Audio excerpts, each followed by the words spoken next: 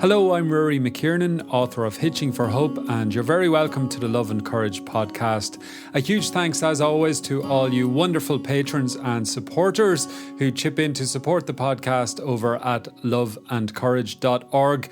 I really appreciate all your support. My guest in this episode is Sarah Clancy. Sarah is a well-known poet, activist and commentator who works in community development in County Clare, where she now lives. Sarah grew up in Galway, immersed in the worlds of ponies and horses, which led her to working all over Ireland and later in Australia and in New Zealand. Although she dabbled in poetry in her youth, it wasn't until her 30s that she really found her poetic voice. And when she did, things really started to happen very fast. It wasn't long before she was winning awards, performing on major stages and on national radio. During a relatively short period of time, she released 3 separate poetry collections published by Lapwing Press and the wonderful Salmon Poetry, which is based in Ennistimon, not too far away from me. During this same period, Sarah delved deeper into the world of social justice, both through academia and through community organising and campaigning.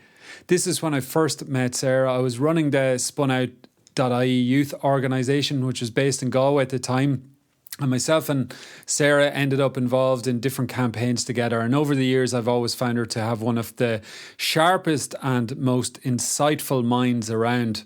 This conversation covers a lot of ground, and although it's a long one, it's worth going the distance, trust me. So do try listen to the end, and perhaps in different sittings if necessary.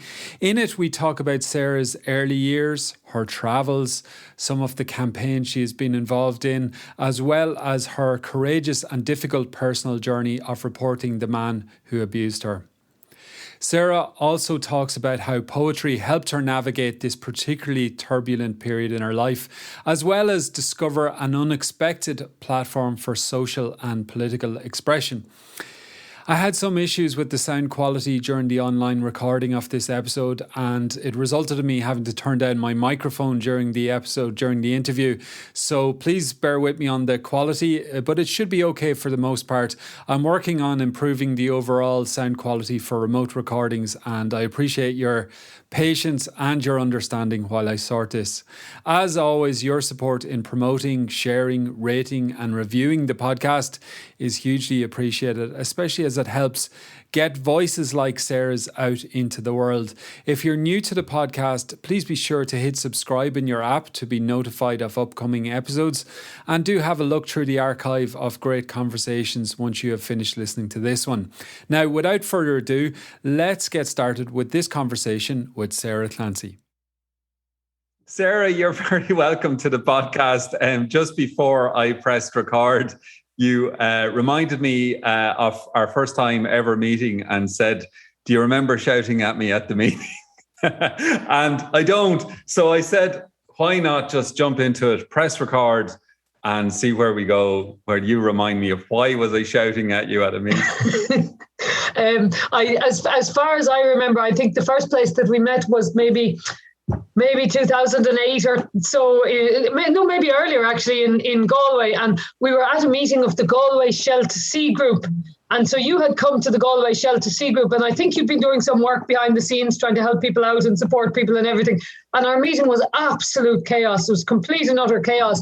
And so, it was kind of high tension, and there was chaos, and there was people slamming their fists on the tables, various different characters around Galway. And so at whatever point, I made some smart aleck remark about the meeting, and you turned around, I think it's the first thing you ever said to me, and you said, "And that's not helpful either." Wow. we ever gone, who the fuck is your man? But I think things improved a little bit from there. So, wow. Do you remember that? I actually don't, Sarah, I have to say. And funny thing is, I don't know if I would do that now, but I suppose it's all down to context, isn't it? No, it is. It is, and it was a chaotic meeting. You know what I mean? But you were like, you were like, oh God, this is a disaster, like total disaster, like. So I do remember that time in Galway. So as you said, we can't quite place the exact year, but it was certainly over 10 years ago anyway. And for sure. I suppose we were both involved in all sorts of community and social activism activity. And the one you mentioned there was Shell to Sea, which was obviously about opposing an oil and gas or a gas pipeline in North County Mayo that Shell were building.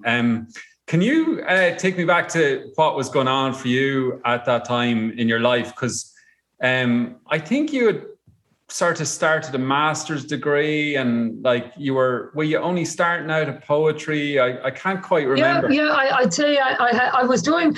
I'd say at that stage I was doing a master's in NUIG, and now I was doing it as a mature student. So I'm not that young, in case like I wasn't just coming to university, but I hadn't started writing poetry. Well, I hadn't restarted writing poetry because I did when I was younger, you know.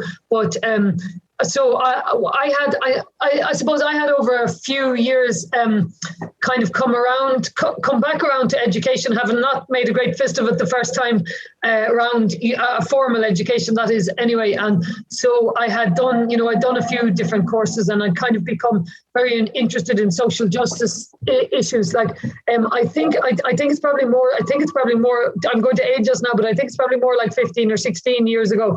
Because I know I was already in my 30s, you know, I was already in my early 30s, I think, at that stage. And so, and I'm not in my early 30s anymore. So that's, but what I had done, I had spent most of my life working, training horses, buying and selling horses. And then I'd done a big stint of traveling, and kind of while traveling around, I suppose I became more kind of politicized and kind of questioning of the way the world worked. And I'd taken a few different routes around trying to figure out how and what that was, how and what that might be, kind of working towards social justice. And obviously I'm still trying to figure it out, but like, I'd done a few different things. I'd been volunteering in Amnesty, and then I got this notion I was going to go and build houses for Habitat for Humanity in Madagascar. And, these things, like, so they were kind of like, it was very, it was like, I would see it now as very self-serving, although it was probably well-meaning at the time, but like, when you see these things, there's absolutely no need for me to build a house in Madagascar. I guarantee you, I definitely can't build a house in Ireland. I have no handy person skills. So the one thing they don't need from me in Madagascar is me to go and build them houses, but when you try and find the roots to the things that you're interested in. And so I'd done a few different things. I'd done a kind of an entry-level course in community development, and then I'd done one in human rights law. And then I had applied for, and after a great big rigmarole with NUIG, because I didn't have a full leave insert or anything, had managed to get accepted onto a master's. And that was a real game changer for me, because I went from like having zero qualifications of any description to having a master's in a year. Now, but actually the process of doing the master's also was pretty transformative, because although I'd been more politicized and more kind of an understanding of economics and how the world worked before that, I think probably the influence of there was 11 of us doing that master's, and the influence both of like the lecturers and of that course really kind of, it really gave a grounding to what I thought beforehand. And another thing which I didn't know really is it gave me a confidence, because like, I would have been out talking about things, but I would have assumed that other people had this font of knowledge that they were picking from, whereas I was just making stuff up from the top of my head. Whereas the masters, I think, served to convince me that nobody had the font of knowledge, but also that you could get knowledge if you wanted it. So it was a very positive thing, I think, really, in a way, because although I found it very hard, just the kind of academic formality of it, I found it very hard.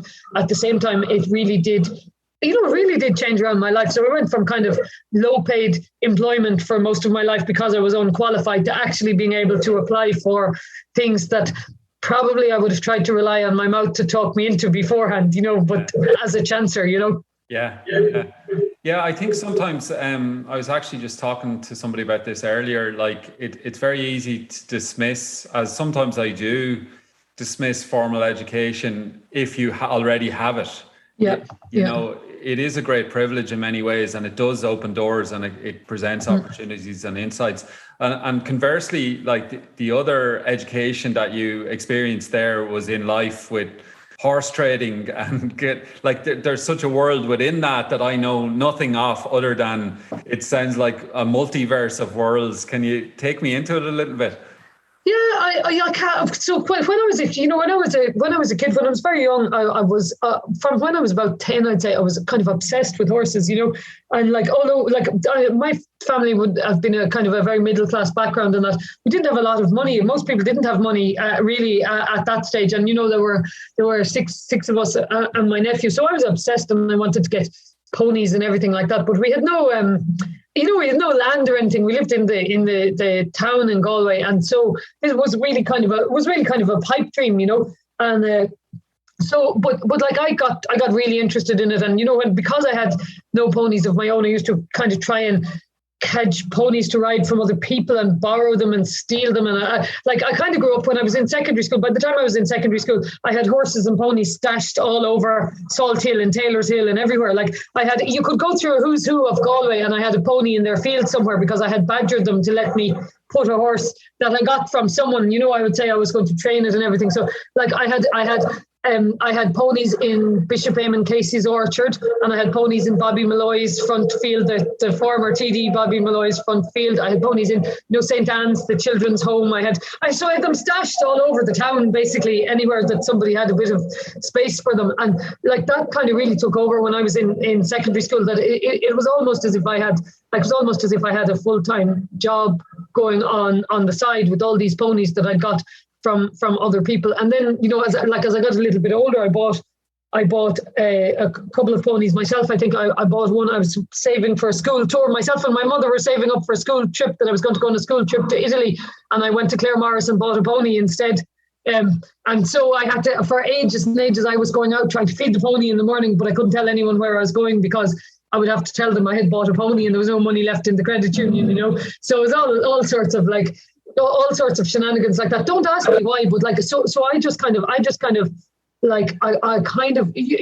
stayed in school until my leaving cert, but I really had kind of opted out and was off out and about with horses all the time. And I went straight then from school into working with horses, which I did for years, buying and selling horses with. I ended up, I kind of was doing it on my own when I was in school, but in a way I got roped into working for someone else who was a horse dealer after that. And he had, like, at that stage, it was really interesting to me because he had all the things that I wanted. So he had land and he had money to be buying horses and everything. And so basically I spent the next, maybe the next, I'd say 8 years maybe, traveling around the country, going to horse fairs and buying horses and selling horses and trying to sell off bad ones that we bought by accident and trying to buy good ones, and all the usual, like I'd say it's not like, I know when you joke and you say people are horse trading, it's not a particularly moral trade. It's like very basic capitalism. You know what I mean? Your job is to hope somebody's more foolish than you are if you've paid too much for a horse. It's kind of like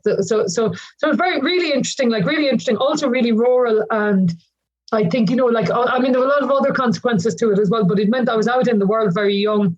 On my own, around a very different mix of people to those that would have been my milieu had I followed a more conventional path. So it definitely was, it definitely was it certainly was a different upbringing, because I'd say, like, I still live in the country now, and I'd say I have more of affinity with rural Ireland, even though I grew up in the town, that just most of my formative years were spent around country people, and they were spent, I suppose in rural Ireland, people live in intergenerational settings rather than in those kind of stratified age settings. So in my teenage years, I wasn't really around with teenagers and that. So I'm not sure what else you'd want to know about it than that. But I kind of stopped when I was about 25 or so. I decided half of my family live in Australia and New Zealand, and I had decided, I think with some being talked into by my older brothers and sisters, that I would go and visit them. I would go away traveling. And one of the things then when I went away traveling, I was really working at the rough end of the horse business, so in terms of that, we were buying young horses and training them, and it was dog's work. I think I earned €100 a week, and I'd say my poor family were going, what is she at? Did we spend all our time nurturing this child for her to be out doing this, But I went away for a year, and I think, I worked with horses in Australia and I worked with horses in New Zealand, and it was like, it was really interesting. But I also had other jobs, and I started to discover that you could earn money a lot more easily than I had been doing, and like I think the kind of the final nail in the coffin in a way was of that particular sphere of life for me was then when I came back. Ireland was starting to change when I came back. I think it was like mid-90s, and it was really starting to change. There was a bit of money around that hadn't been there before, and like I think I can't remember what year it was, but I remember I came home and I got a job in I think it was Boston Scientific maybe or somewhere, and it was just like I mean everyone was just being there complaining about the work, and I was going, oh my God, like they give you your dry and your warm, and they give you your lunch 3 times a day, and they give you your holidays, and they bring you out for dinner, and they pay you, and I thought it was awesome. To be honest, I thought it was the easiest work. I couldn't understand why everybody wasn't doing it, but and that kind of like at the time I was still doing a bit of horse riding. So I was riding racehorses in the mornings and working in the evenings in Boston Scientific, but it just kind of fizzled out, and I've never really done it since then. I'd say it's probably 15 years since I've been on a horse now, but I still have a kind of an affinity with them, or like. And we had hundreds of them. So like I had probably, I'd say I probably maybe had like 500 horses or something through my hands in terms of buying and selling them. So it was on a small scale. Like. It might be time to revisit the horses, perhaps, in some guys. What do you think was ultimately drawing you towards this horse world when you go back and think about it, or have you reflected? Because it is, like, frankly, a very unusual way for perhaps a child, or maybe it isn't. Maybe it's just in our generation or our society, we think these things are unusual, but in past generations, maybe it wasn't. I don't know. I think a few things about it.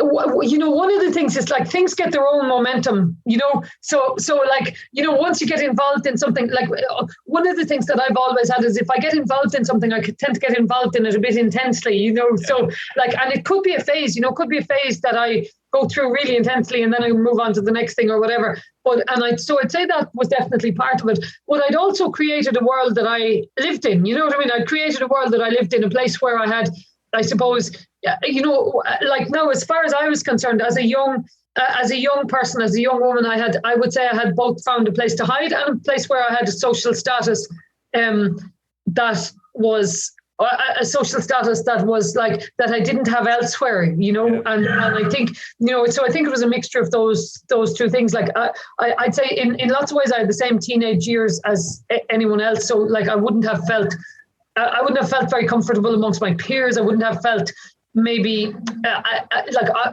I mean, these are just it's not it's not that anything terrible happened, but like my peer group were mostly older than me. I had started school really young. Like I started school when I was 3. Don't ask me why. And so I was going into secondary school when I was really a kid still, you know what I mean? As in I was still like almost believing in Santa Claus, I'd say, when I was heading for secondary school, and so I had gone to, so there was people, I suppose, when I went into first year, there was me at one end of the scale and there was people other dying to be let go to discos at the other end of the scale, and like there was an ocean between us. So I kind of just like, it wasn't my milieu, you know what I mean? It wasn't my milieu. I did have friends at school and I as I got older, but I think that was, whereas I did have a lot of my social circles, everything to do with that were around horses, and it was usually, I mean, most of my friends were owl fellas, like, do you know what I mean? They were all the horse dealer fellas that were my friends. So in some way it was like, I don't know why that was, but like one of the things I do think is like, now this is probably looking back on it with it's probably maybe making the past fit things that I know now, which I didn't know then. But in a way, I think like, I think there's a gender aspect to it, and I'm always making this joke saying that, I didn't really know that I was a lesbian because there's not much difference between horsey women and lesbians anyway, and like, so in a way, like if you look at if you look at the kind of, it's not glamorous. It's kind of like the clothes that I wore, my way of being in the world didn't look remarkable there or didn't look odd there, whereas it might have looked odd amongst peer groups of girls and that, so I think that, but like I'd also, I've grown up reading all these, like, I don't know why exactly, but like boys' adventure books and missionary books and everything. So like I had kind of assumed that I would have like I kind of assumed that I'd discover a continent or something, you know, or like that I'd be having a very remarkable life, and that seemed to fit more with it than anything else I saw at the time. But like, you know, I mean, I don't think it was a waste of time, but like, I wouldn't particularly do it now. You know, I wouldn't do it now. I wouldn't change it, and I can't change it, but I wouldn't do it now, and I wouldn't necessarily be advising it, you know. Yeah. Certainly, like the gender aspect is very, very interesting, and how we see. Even not that long ago, I was talking to a school teacher here in County Clare, just about the aspirations of young women, and she said there is a disproportionate amount of young women who still in her school or class want to be primary school teachers, because that's intergenerational, and they haven't necessarily thought about the many other options, whether it be science, technology, sociology, discovering continents and outer space or inner space. So it's fascinating that you did go down that road. But you mentioned something else, Sarah. Like, well, firstly at the onset you mentioned, you know, we referenced poetry or touched on it very momentarily, but you also said that, you know, at that time that we met, you were kind of rediscovering it. But was there a point at which was pre-horse poetry, or was poetry and horses, was there any correlation? I'd say if I went back to my parents' house, I'd probably find notebooks full of poems about horses, actually. So I'd say there could be when I die, there could be an equestrian teenage poet found somewhere, you know. Yeah. But so like you know, I suppose the kind of horse thing, and that only gives one side of the story, you know. In terms of like the family I grew up in were very interested in culture, very interested in the arts, very interested, like, comparatively speaking, you know, I mean, they were from Catholic Ireland, but comparatively speaking, they would have been open and curious people that wanted us to have all sorts of experience. So, you know, I would have grown up like reading and, you know, being brought to different arts events with my mother, or different, you know, just anything that was going, we would have been probably brought to it, you know what I mean? And some of the neighbors' children as well, you know. And so like, so in terms of that, as in like that, while I didn't do great in school, as in I wouldn't say I wasn't getting any education, I'd say I was getting a lot of different sorts of education. And I was also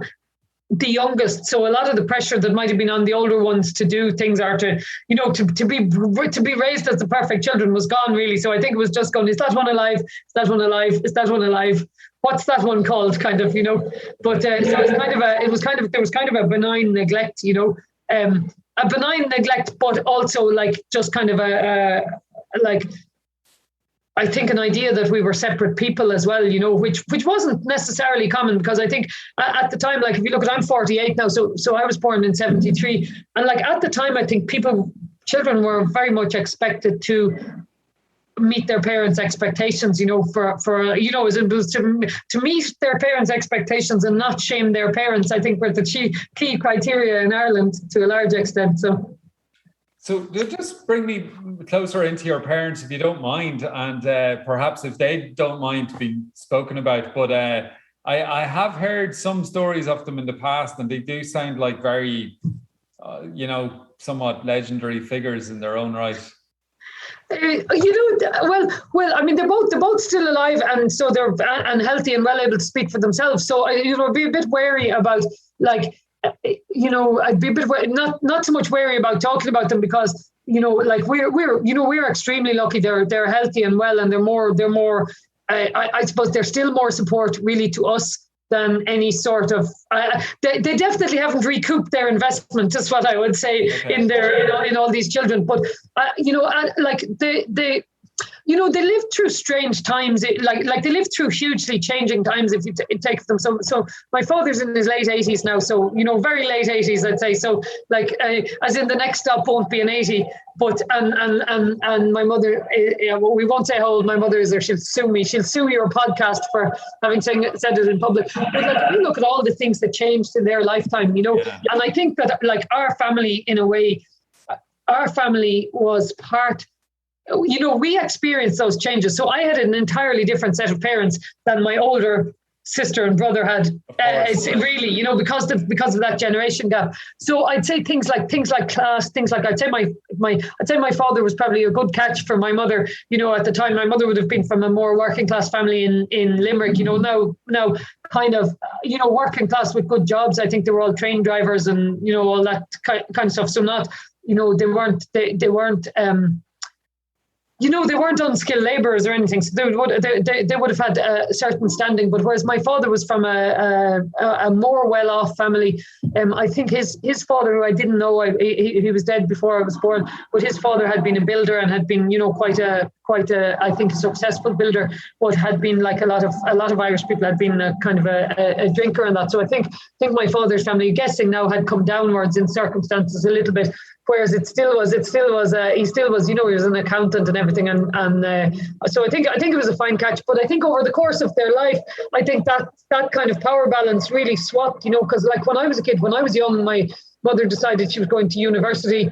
And like, I think she kind of discovered feminism and, you know, was in like, so there were a lot of arguments about the power balance in the house when I was a kid. And they seem to have weathered those storms. But like, if you look at all the things that have changed in their life, that's what I think is really interesting. And they really have changed with them. I've seen lots of people whose parents haven't changed with them, whereas they have changed with them as best they can. So like, I think that they're very much living in the contemporary world now, rather than, you know, they're not living in some dated view of the past. And that's what, in a way, like, you know, the way they're really lively. They're always out for the next opportunity or the next fun, or, you know, like, and that I think, you know, I think we've all caught a bit of that kind of, you mightn't see it, but that optimism, or the idea that a day can be an adventure, you know what I mean, is in that something awesome might happen today. And like, I think it's one of probably the most positive kind of mental health things, is I mostly wake up going,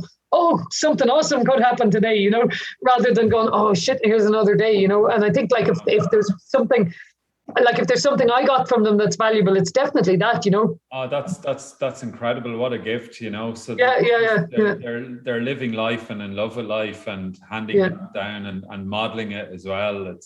It does counter some of the I suppose the ageism, but also the idea that we kind of sometimes take on age in a negative form as well, rather than actually rolling with the times, embracing it, taking the good out of it. And that's fantastic. Maybe we'll get them on the podcast. Yeah, I'd say they'd love it. I'd say that, well, my mother anyway would love to do a podcast. I'd say she did one with Mick McCaughan recently about having been in the Irish College in Carrigaholt. She won a scholarship to the Irish College. So it was just, but she did a podcast with him because he was doing for Shopton na Gaeilge a podcast about it, and he was going, oh my God, I've met someone who was there now. I must check that out. So these horsey poems that may or may not reveal themselves, and maybe WikiLeaks or someone will reveal the famous horsey poems that Winnie Leaks. You'd have to call it Winnie Leaks or something. At what point, Sarah, then was it a teenage poet, or was it pre-teen? Like what stage did that kind of fade out, or was there any conscious decision to like just let poetry go for a time? No. So like, you know, I would say that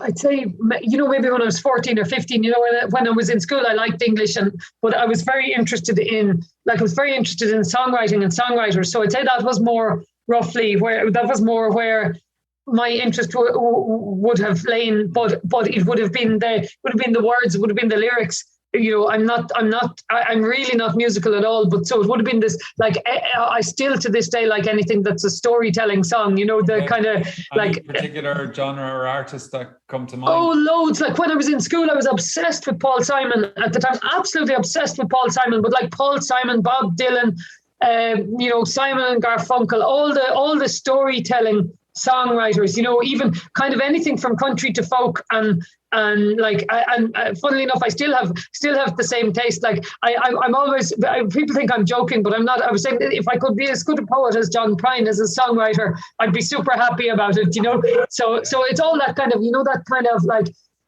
you know, I just like the texture of stories of the texture of ordinary lives, I think, are what interested me in music, you know, and kind of like, slightly maybe, songs about outsiders. And like, if you look at it, they're very male as well, as in, I didn't name you. I actually like lots and lots of female singer-songwriters as well. But I'd say when I was a teenager, it was pretty much all men. And just on John Prine, like you live not too far from Kinvara, and he was known to haunt around there. Not haunt, but it was a haunt. Did you ever? Never. No, I never ran into him. No, unfortunately not. No, and now I probably never will, unless he's singing down the Flaggy Shore some night I'm out for a walk. Yeah, well, he was it last? He passed away during COVID, wasn't it? Yeah. And I think Declan O'Rourke, who I had on the podcast, was a bit of a buddy of his. So I heard kind of these legendary mythical tales of nights in Kinvara. And let's just go to that part of the world where you are now in North Clare, Sarah, just on the coast up there. I get this sense that obviously there's so much ground that we haven't or won't cover. You've been all over the world and you lived in all sorts of places, but it feels to me that you really like landed into yourself when you moved to Clare. Is that, maybe I'm pushing it too far there, am I? I wouldn't say so. No, I wouldn't say so.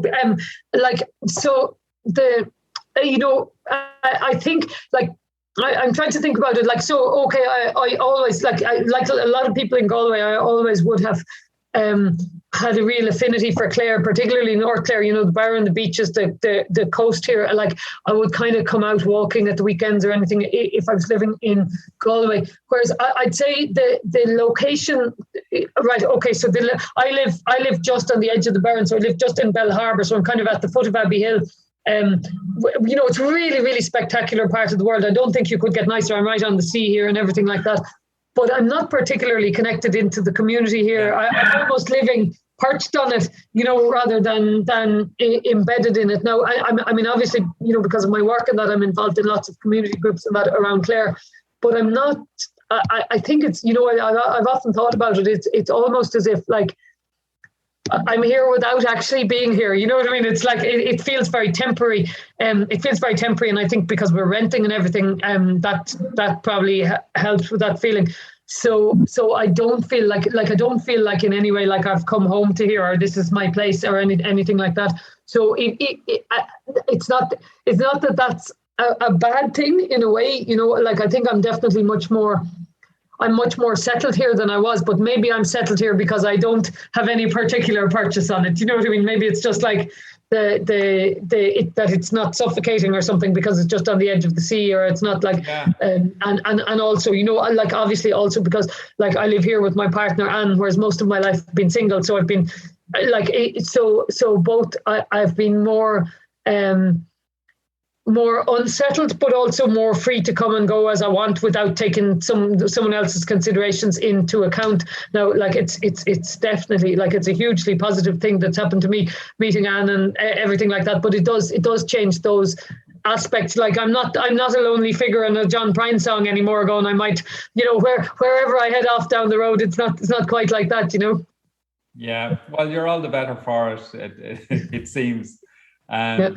And so, like, you also referred to, just around the master's degree and this kind of pre-master's, this sort of I wouldn't call it an awakening, but a growing desire to contribute, to be involved, to get organized, to mobilize, whatever we want to call it. What do you think may have been the seeds of that? It was like, I'm just now mindful of your mother's feminism, and like, was it a whole combination or culmination of a variety of factors, or were there any big sights or sounds or moments that you'd witnessed or experienced on your travels or elsewhere that set those seeds? Can you attribute them to anything in particular? I'm not giving you great answers, but not, like I would say that like, for want of a better way of describing it, I would say, like, if you went into my family, I would say my father probably is somewhere some kind of weird form of Catholic socialism would probably have been, they would have been very much involved in like kind of charitable stuff, but within an Irish context. And, you know, they wouldn't have had any, like, they had a great love of experience and luxury, but not of consuming. And by luxury, I mean, like, you know, I don't know, I mean, being able to go out for food, or be, you know, like luxury could be like a bag of chips for the whole family, or it could be, you know, going for a few days in Renville House. But I think, you know, I think from my point of view, is just like the logic, starting to see the logic of the world that we were living in, to see that, you know, to see that I suppose our comfort here is entirely based almost completely on the discomfort of others elsewhere a lot of the time, and just going, well, how does that sit? You know, does that have to be the case? And, you know, I had a lot of different views on it, like, you know, some kind of ego-based going, oh, I can fix all this somehow, you know, or like there's something I can do about it, and others just going, oh, we just need to tweak the system we're living in a little bit, and then it'll be fine, because obviously it's the best one, to kind of come into a growing realization that actually you know, that, like, you know, that to a large extent and at a worsening and quickening rate, that the system that we're living in will end a whole lot of us if we don't object to it, you know, and like that I suppose, like that was a gradual process, rather than one thing that happened here, one thing that happened there. I think it is. I think gradual. It's gradual and in many ways subtle for so many of us. For me, it goes back to what we talked about earlier as well. The obviously family influences, community influences, and then I think that period for me, like, well, firstly, I suppose predating the Shell situation in Mayo was the Iraq War in 2003. So there were a couple of big ones, like there was the Iraq War, the invasion of Iraq, there was Shell, and you know, some very big milestone moments like that. Do you remember sort of the time where you might have sort of moved from the couch to the street in a way, like became or even organized the thing on the street? I'd say two things. You just reminded me of something there, but I'd say one of the things that I saw definitely, right, you know, just when you take a very small example, but one of the things that I definitely, two things that I would have grown up watching on my television screen for obvious reasons, were the struggle against apartheid in South Africa, right? You know, the music, the kind of power of indigenous people taking their power into their hands, you know, and also then to a less conscious extent, I would have seen the whole, like, I would have seen the whole HIV and AIDS crisis unfolding a little bit. Now that would have been a more complex one for me to grasp. You know what I mean? It was more like you know, I suppose I wouldn't have identified really when I was seeing it as a member of the LGBTQ community, but or I wouldn't have necessarily felt it was something to do with me. But it still was something happening, and it still was something happening that was. Like, these were all things saying this, there are things wrong with the system that we're living in. And then at the same time, one of the things that was happening do you remember all those high profile things like Band-Aid and Live Aid and all these different things like that? And so, you know, watching those popular movements and coming to question them, I think was probably part of, you know, that I think that was probably part of what was politicizing. I was very late becoming politicized, you know, compared to some people. I think probably from having gone out to work with, you know, farmers and horse traders and not gone to university, not gone through those different spheres. So, like, just as an aside, like, I think it would be, you know, if you see the kind of the culture we're growing up in now, where people are almost expected to be 100% right on everything they think from the day they're born, I definitely wouldn't have met those. You know, I definitely wouldn't have met those criteria. So in a way, I'm glad I grew up when I did, because I could kind of make stabs at trying to see what it was I thought, or trying to see where it was I stood, without necessarily facing huge consequences for those stabs being wrong. You know. Yeah, so it strikes me that you may have a sense of empathy or care for the culture of young people today, that there's a certain amount of pressure to have a fully formed fix on to have it sussed from the beginning. And, like, you know, I think, like, one of the things that you know, in a way, if you were trying to movement build, or if you were trying to to change something, if you're trying to build a campaign, excluding people because they don't have the required percentage of knowledge, it's not a great way to do it. It's not a great way. And if it had happened to me, I had loads of people who went, here's where what you just said is a load of bollocks, but they didn't say you have to go away forever now, Yeah. Do you know what I mean? That kind of thing. Yeah, for sure. Do you think that there is a tendency I'll just come straight out and say it, that I think there's a tendency often on the left, or whatever we might define the broad left as, to be quite rigid and in some ways pious about what's right on, or what is, it's like that nuance or that space for reflection or debate. Sometimes it feels like if you're not fully formed, then it's tricky. It's tricky. Even my own thought on that is not fully formed. Yeah, no, I know exactly what you're saying, and I think that one of the things we have to do on whatever the left is, right? One of the things we have to do on the left is be able to be self-critical, right? But there's so there's self-critical. I think okay, so the as far as I can see it, the right is far more successful at movement building at the moment. Now, particularly in Ireland, but not particularly in Ireland because they don't have to movement build because they hold the institutions. The centre right does more damage in Ireland than the people that catch our attention by being far right a lot of the time. And now I'm not dismissing the global trends around that. But their movement building, they immediately seem to have methods to act to include, But if you look at, say, right, this is a slight diversion, right? So because I'll talk about what the left does if I know what it is in a minute. But if you look at so if you take the algorithms, right, even of all the technology that we're using all the time, I look at one thing that's associated, right? I look at one thing that's associated with, I don't know, Jordan Peterson, and all of a sudden it's saying, oh, hey, come in here, and come in here, and come in here, and come in here, and come in here, and come in here. Yeah. Right.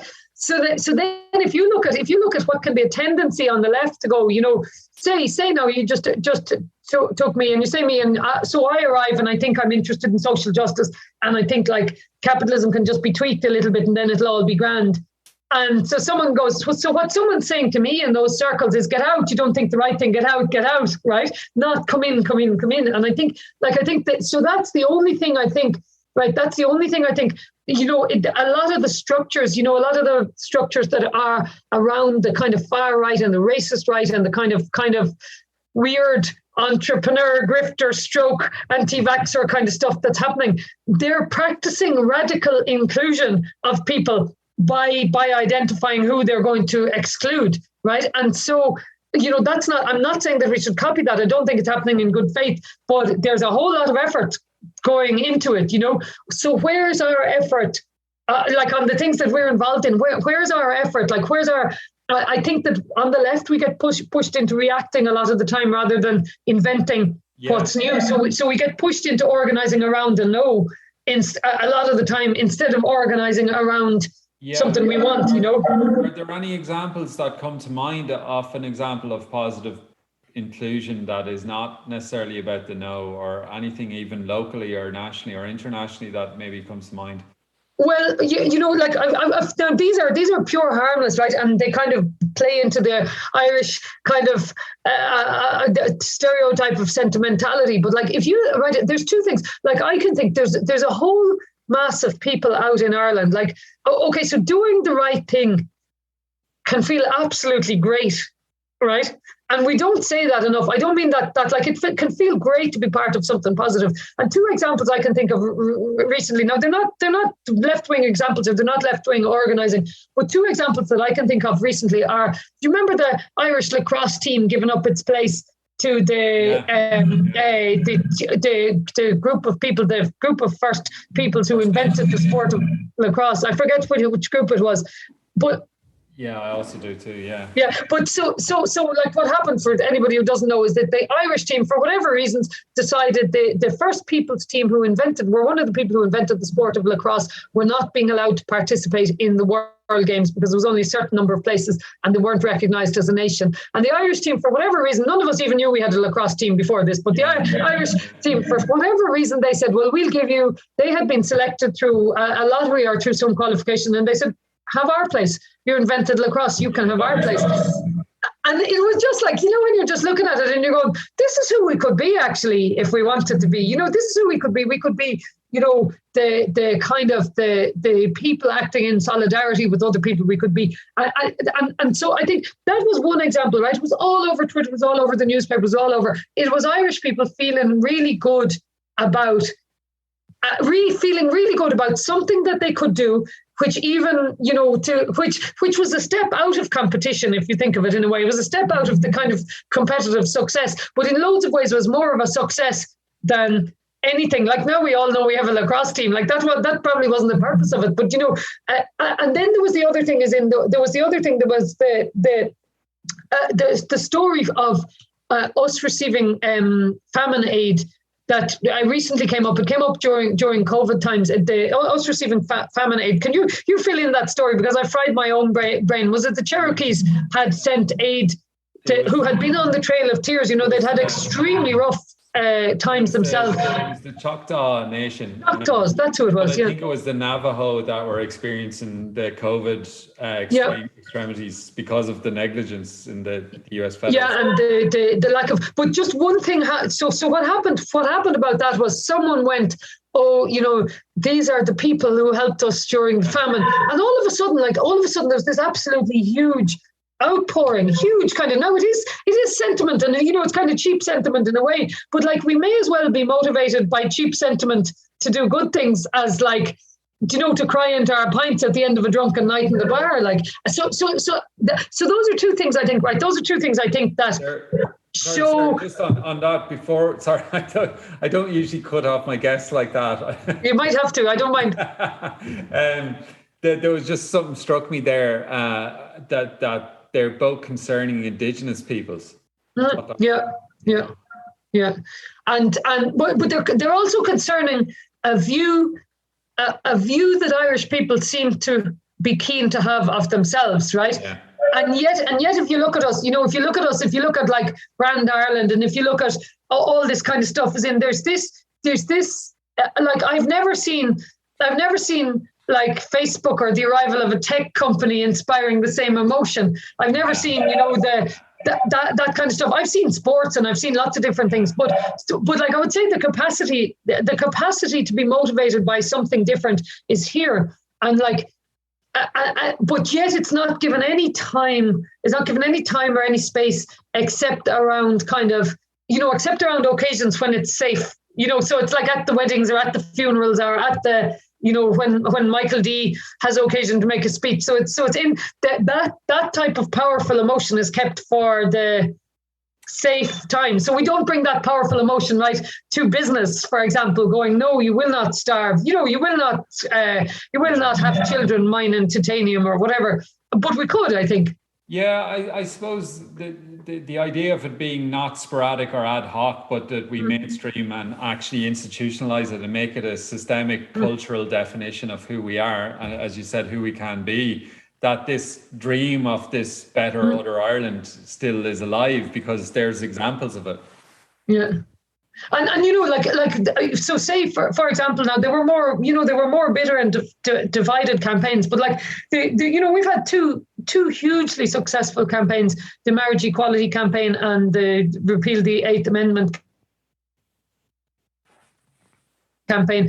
But now the only thing in a way is, and I think while those were, particularly the repeal campaign was a huge achievement, as regards women's reproductive rights and just who we actually want to be in the world. So I think that was huge. I think that took decades of work, but that to a certain extent, I think there has been an attempt to incorporate those into the status quo of neoliberalism. Now, the marriage equality one is very easily incorporated into the status quo of neoliberalism, whereas women's reproductive rights cut across all all sectors, classes. They affect the people who are worst affected by the class system are probably worst affected by lack of access to reproductive care, lack of access to abortion, people without passports, people without Irish citizenship, and all of those. So that one, in a way, like, is a really deeply kind of class-rooted campaign as well as gender. And like, we had a huge achievement with that, because like, it was unthinkable that would happen years ago. Even our political system didn't think it was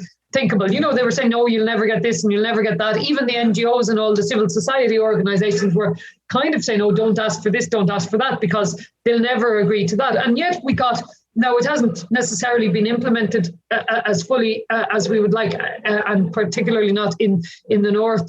But at the same time, like, by not minimizing those demands, people by not actually listening to people who purport to be our leaders, those campaigns were won in a way, and I think there's a lesson there as well, as in that, like, some of our institutions of kind of our supposed institutions of social justice can stymie us. They can stop us reaching for what's possible, because they want us to reach for what's practical. And I think that if we could do one thing on the left, it would be to keep reaching for what's possible in our imaginations, not what's immediately practical.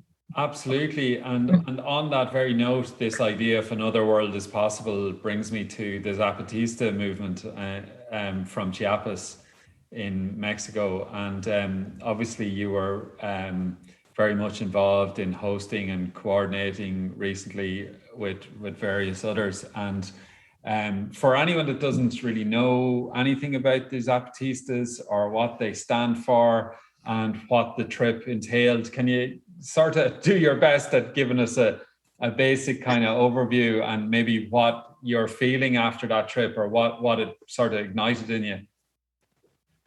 Yeah, so it's only so a delegation from the Zapatistas are still here in Ireland at the moment. They're in Belfast, as far as I know, today. And what day is today?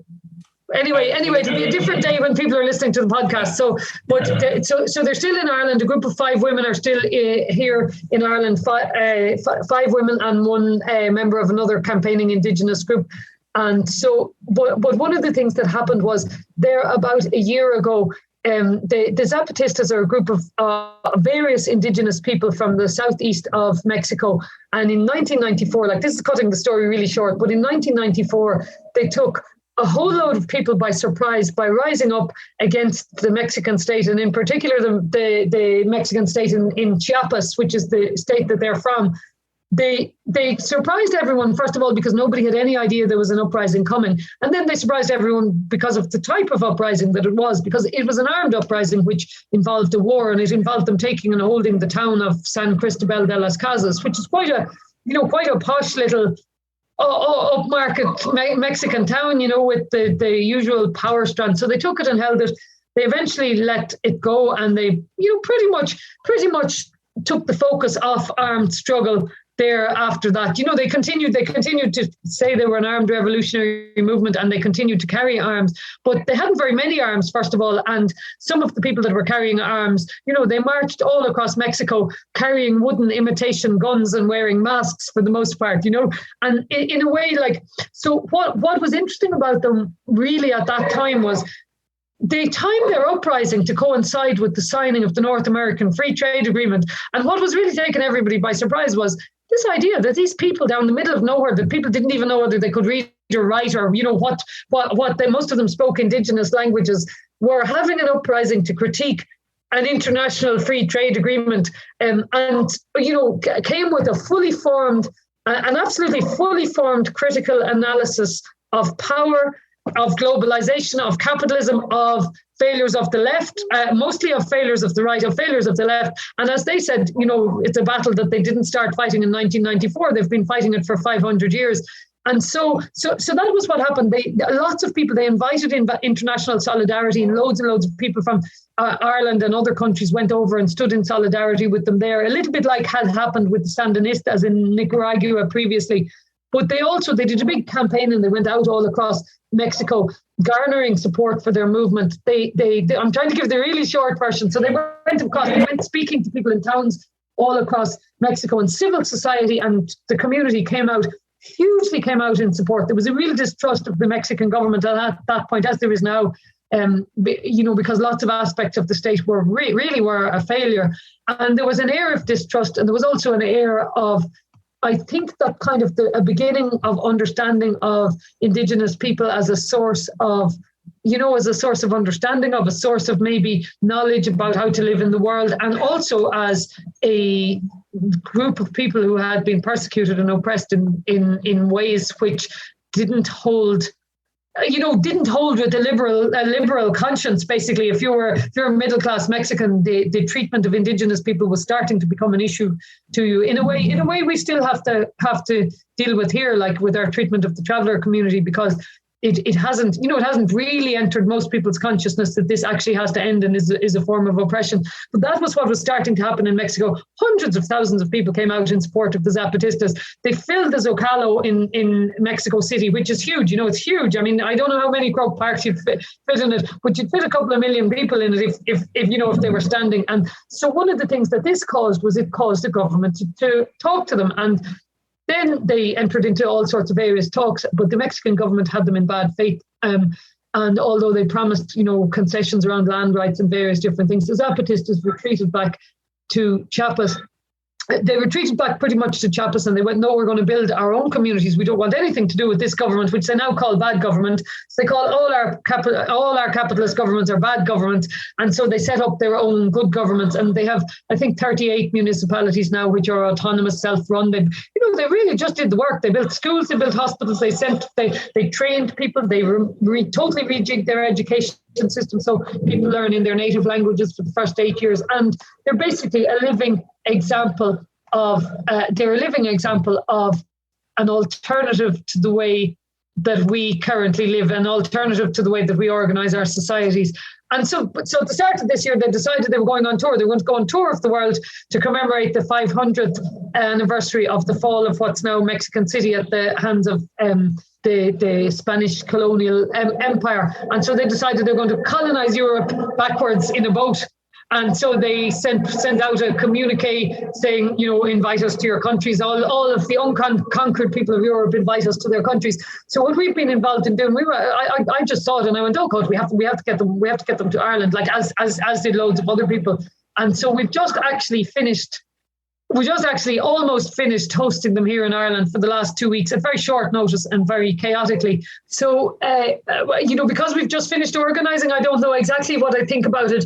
But one of the key reasons I wanted them to come here is that they totally remind me of a time when it appeared that a lot of our grassroots movements were working together in an anti-capitalist way that looked like we could get some purchase. It looked like we could get some power and challenge power. And that all seems to have tapered out. And so by having the Zapatistas who were so inspiring to so many of us at that time, the last time when I think there was a sense that we could build something different here and in other countries all across Europe and across the Western world, the chance of having them coming, for me, I thought it might bring us together again. I thought it might reignite something. I thought it might maybe combat some of the jadedness that has crept in, with COVID and that. Now, what I think after us hosting them here is it's more complicated than that. I think they were so dignified. They're so dignified. They have done the work of struggle. The real question really is, are we up for that work? That's almost the real question that I see is do we just think we're up for that work, or are we actually up for that work? But the other thing is the kind of real self-belief and a real self-belief, and also the 20 years, the 20 odd years or so that they've been organizing for. A lot of the women who were here were 20, they were really quite young. They were 20 or 21. And they have entirely changed. In one generation, they have entirely changed the prospects and outcomes and perspectives and ability for critical analysis, in particular of women in the movement, because women in a lot of the Indigenous societies prior, even up to the 90s, a lot of them, there were circumstances in which women were traded. There were circumstances in which, it's not that we have a handle on it either, but that they have almost flipped that. So these powerful young women, absolutely all having different opinions on things, all having different ideas. They weren't here spouting some received ideology. They were here thinking about what we said and giving different responses according to their different points of view. So it was hugely inspiring. It really was hugely inspiring to think that people with nothing, absolutely nothing, living in poverty, could do that in such a short time. It kind of really poses the question as to go, with all we have, why can't we? Yeah, I see that, and having heard them in Ennis, and it was just fantastic that because of the work that you and others put in, that it could be localized in that way. And like I witnessed, I don't know how many were there that day, maybe 15 of the delegation, was there roughly? 13, yeah. So there was a fair balance of men and women, I thought, anyway, at least in the speakers. But there was such a kind of humility and a dignity and a quietness, a quiet strength about them. And I found that in some of our questioning from the floor, I felt like it was almost that, maybe I'm just projecting here, but perhaps a tinge of this kind of infection of neoliberalist thinking of consumerism. It's like, tell us how to do it and write it on a piece of notepaper and give us as you keep calling it, like the work. It's at some level we know what we need to do. It is the work, and often it's very boring, it's very quiet, it's organizing meetings, it's as our ancestors did and as your parents and their generation. Every age has its time where we just need to do their work. But they were almost like, get on with it. So that's kind of like, I had a few conversations with people and they were saying, what are they here for and what do they want, right? And they don't want anything, what I mean? They don't want, so there's around about 200 of them at the moment all over Europe visiting places, right? So visiting different. They don't want any media coverage. They don't want to do interviews. They don't want. They're not doing. They're not. They just want to meet groups involved in struggle, grassroots action, all of this kind of stuff. They don't even want to really do tourist stuff. Now it sounds like they're no crack, and they're actually loads of crack. But this is what they're here for. They're here to tell the story of their struggle, and to see if they can hear the story of our struggle. And what I felt a little bit about was, even despite all the things that we were involved in, I was going, where are our struggles that measure up? As in that I felt like, and I mean, I think that, I think that's the case is in I think that we're, I don't want to get all philosophical, but we're probably the people living with the absolute most resources that any generation will ever have, comparatively speaking, unless something really radically different happens around climate change. We're probably the ones who could fly all over the world. We're the ones who could stream. We're the ones who have fridges full of food. Now, I'm not saying we don't have poverty and that poverty can be more shaming and more deadening and more disempowering in wealthy societies, maybe than in societies where your peer group are experiencing similar circumstances. So I'm not saying we don't have problems, but at the same time, I think that maybe the magic of neoliberalism is both that it's like oxygen. So we're within it. It's very hard to oppose it from within it because we're also part of it. And it tries to co-opt everything that we do. It tries to co-opt it. So every positive thing we do, it's like trying to go, how can this fit into the system? So it only actually excludes us if it can't fit it into the system, And I think so I think we've loads of questions around that, so the idea is so say, for example, if we retreat to rural places and we grow our own food and we just for example, that would be kind of taking a Zapatistas model. But so few of us will do that here, right? First of all, I'm not sure I would be one of them. But second of all, so few of us will do that here that we won't actually affect the beast at all. So that's what they were looking at. They were going, so from here, how are you going to do it? But not saying, oh, you have to do what we have done, because it's not it's a different scenario. And I think, I really think we need to be having those conversations, because I don't have any children, but that doesn't mean I don't care about, other people in the rest of the world or anything. But I think, if you're a parent of children now, and if you're actually thinking about how things are, unless we radically change things in the next, 15 years, really, those children are looking at a very, very complicated future, a very complicated future of resource wars and everything. And that's how big a deal it is. That's really how, I think that this fight is now in a way. And I think, going back to referencing the famine on Gortamore and the Choctaw, Ireland knows hunger and knows colonization and knows almost that expression or that knowledge that lies in the land that we can't take for granted, as you said, this moment we're in. It's there's something in even the term neoliberalism for me doesn't fully capture it, because it's a religion of sorts. It infects the mind in such a way that it's almost like the Matrix. You need to kind of get the blue pill, red pill thing to get beyond it. And I think that's where the Indigenous knowledge, and we've referenced Indigenous people a few times here, they're able to imagine outside of these spreadsheet structures that capitalism is so good at and very efficient at. And the other thing that I think is very effective at busting through it, or at least giving us glimmers of light, is, well, we talk about songwriting, but absolutely poetry. And I don't know if you see poetry in that light, but I certainly, some of it anyway, experience as word wizardry that helps penetrate consciousness in such a way that, I remember now I'm alive, whereas you could have got sucked into this rat race juggernaut. So, obviously I want to pivot us into the poet in you again, where the horse poet was reborn as the revolutionary poet. But can you take us to that moment, or when was that? Because was that in your 20s, or where did you? No, it would have been much. It would have been much later than that. I'd say probably in my 30s. So I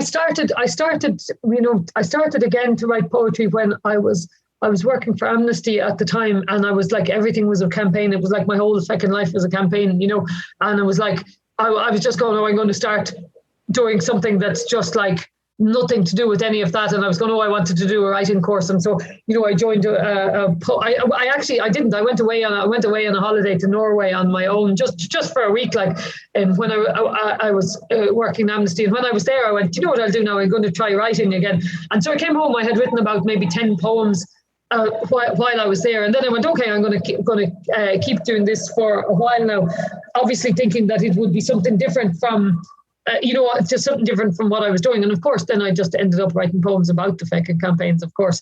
But, the usual, but it wasn't that, I don't want to be, I don't want to be too dismissive about it. But I think one of the things that in a way, a lot of other stuff was going on for me at the time. And one of the things that the writing poetry and kind of creative expression was extremely frightening to me at that point of time, because there were lots of things that I didn't really, there were lots of things that I didn't really know about myself. So when I started, so I had written kind of smart alecky poems and, humorous poems and things, things that I still write. I still like them, not everything has to be deadly serious. But one of the things that I found was that by trying to, by engaging in self-expression, you're also somehow engaging in kind of self-knowledge as well. And I don't want to, veer into the kind of hippie stuff, but it's like you're exploring. In order to be creative, you have to free your subconscious. But if you free your subconscious, you free everything that's in your subconscious. You know what I mean? So you can't go this bit, but not that bit. And I think so.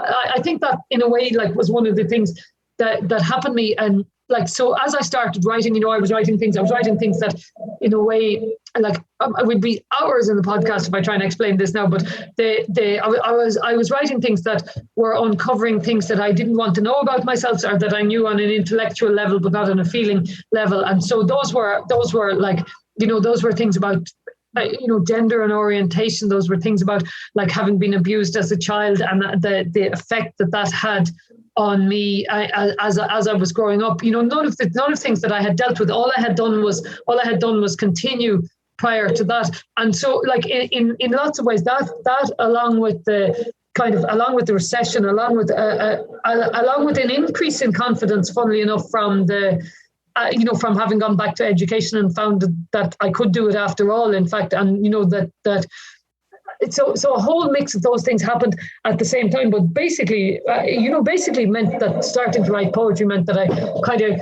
broke myself into tiny little pieces and had to put myself together again at some point after that. And so that's not so much about the power of creativity outwardly, but it's about the power of creativity inwardly. So I don't underestimate, for that reason, really, I don't underestimate the power of poetry or the power of art or the power of music or, of creative expression at all, because like it took me somewhere I definitely wouldn't have had the courage to go on my own. I wouldn't have thought it was courage that I was lacking, because I would have thought I had plenty of courage. But I think it probably was something like that. And in a way, like writing was giving me the opportunity to create personas, to experience things that I had experienced and write about them, and in a way that was like allowing a little deflection, maybe, so maybe something that I couldn't feel I could do close hand by saying, oh, this is me. I was able to do it by going, here's something at a slight remove to me. So anyway, that was kind of the start. So as that was happening, like, right, okay, success is a funny term, but as that was happening, while that was happening, everything else was falling apart. My ability to earn my living, my ability to provide a place to live, all these other different things. I think my mental health wasn't that great. I think I was full to the brim of allergies and smoking 9,000 cigarettes every day. And, kind of like, but I was living in a kind of an enervating, not enervating is the wrong word, but a kind of like agitated way, which with a level of intensity that was very, like it was very drama. Drama is great. Like in a way, drama keeps you very interested in your life, and so that's the way I was writing. But I was also having a kind of in a way, an unearned level of success with this new forays into writing. That some of the things that I were writing were obviously resonating with people, and I was getting opportunities because of them, and things were happening. So while everything else was falling apart, I was like being invited to read at festivals, and I was like on the radio an awful lot reading poems. I was on, so these things were kind of happening together at the same time. So it was for me, it was a really odd time. Now, I'm not, like, one of the things that at the moment I'm not really writing much at all. And as I said, like, my life is much more settled. So maybe that was something I was using for that time of chaos. And maybe it will, or maybe it won't be like a huge feature of my life going forwards. I don't know, really, to be honest. I don't know, because at the moment I'm not really writing. My creative energy is going into other things. But like that was kind of my journey. The successes I was having, definitely, like success is the wrong word, but the reception I was having for what I was doing, and the help and the doors that were opened for me and everything, certainly were kind of, in a way, life-saving at a time that I needed something life-saving, because everything else was pretty shit at the time, And so that, in a way, those were my experiences. And I read the poems from the time, and they're kind of chaotic. I don't know, in a way, I don't know in a way from some of them, yeah, but from some of them I don't know why they met a reception as poetry, because it's very hard they just look like chaos, you know what I mean? They just look like, here's someone working out chaos, like. Well, maybe they, as many facets of culture, they spoke to the chaos that we also was happening, in our own, like, where many of us are walking around, perceived normal but chaotic underneath the bonnet, kind of thing. Yeah. And like there was something, there's something very definitely, something definitely very, like, empowering is an awful word, but there was something definitely very, like, one of the things that I learned from that was the ability to be publicly vulnerable, right? Which I think I definitely wouldn't have been able to do before. I wouldn't have been able to do that without writing poetry or anything like that. Now, conversely, in a way, it's one of the things that has, like, in a way, it's one of the things that has, like, I'm not, just now, I suppose, in my life, in my creative life, I'm not that worried about what other people think of me. I'm not that concerned. I'm not that. So in a way, the ability to be publicly vulnerable has kind of made me publicly bulletproof, which is a bit annoying in a way, which kind of looks a bit annoying because it looks like the opposite of being publicly vulnerable. But in fact, I would have been, prior to that, like I would have been standing in any public place, either totally disassociated from it and going through the motions, or else full of kind of insecurity. So I'm neither now. And like, I definitely think that in a way was through, that was through engaging with poetry. Now, it sounds like all the poems I was writing were psychotherapy for myself, whereas a lot of them were kind of public, outwardly facing poems and topics and everything like that. They just happened to, I think I just happened to hit the zeitgeist a little bit, And do you think it was like, obviously there were the socially outward focused ones, but the inner ones, like, do you think there was like a sense of, it wasn't psychotherapy, but were you therapeuting yourself like consciously there, or did it offer the same benefits as therapy or counselling might, or were you aware of any of that, or was it just kind of digging around and? No, I think most of those things in retrospect, not necessarily at the time, because at the time I just didn't know what I was doing, to be honest. You know what I mean? I didn't know what I was doing. Was a method to the madness, maybe through the subconscious, perhaps, that it was bringing you somewhere. Yeah, okay, so okay, so I'd say that certainly did happen to an extent, but like at the same time as that, I don't ask me why I did it, but I decided I was going to take the guy, I was going to report the guy who abused me, and I was going to it went through nearly 5 years it took before it went to court and was sorted out and everything, and that's also something that was happening at the same time. So that possibly is the same process of like actually having to kind of break apart yourself to do something in a way, and like by that I don't mean what I mean by that is like if okay, so in terms of like if your personality is quite often like it's formed, my personality was formed around my formative experiences. It's formed around those being an accurate version of how the world is or how things are or whatever. So the personality that you formed, that's what you have to take apart. So to accept that, I kind of to accept that and to deal on any sort of a real level with the process of, going to the police, telling the police about it, to accept that, I had to accept loads of things about myself which had been true, but which my existing personality didn't allow any space for, And I mean, like some of those were, I mean, that sounds like being hard on myself. And I'm not, because I was only a kid, but the ideas of myself. So say, for example, like, I would have had an idea of myself as having had a very good childhood. And I did in loads of ways, but I clearly didn't here in this other way. Now it wasn't to do with my family, obviously, which I think is a stroke of luck in a way, because I think it could be much more devastating when it's those who you're supposed to trust most who harm you. And I think there's probably other layers there that thankfully I haven't had to deal with. But that, so that at the same time, like I think probably the poetry was giving me a way. So if you look at, like, I probably wouldn't have talked much about my emotions. My friends would have probably known me as like either being a messer or like, not deep, I think. And so, but actually these were very deep things that I was unearthing, and I had to have some way of dealing with them. So I started writing, not necessarily about that, but just starting writing at all. Then really, like, it gave me a space in which in which different types of feelings could emerge. And then, although they couldn't emerge in a personal space, it gave me a public platform from which they could emerge. And it was more easy to do them in a public platform than it was to do them on a interpersonal level, and I think that's probably still the case, that's probably still the case in a way, because there's a slight distance and there's a slight performance about them. So in a way, I could perform them almost as trying them on as a set of experiences to see what they would look like. And I think that, so that it's just that all that was happening at once, which is probably why the books were chaos. And I'd say all that was happening at once, and I didn't know all that was happening at once, because I wasn't going, here's a linear path that's going to get me to here. I didn't know where I was going actually with any of it, Does that, I've amused you. Does that make sense? So it's not like I couldn't say it was only poetry. I couldn't say it was only this, that, and the other. It was a set of like.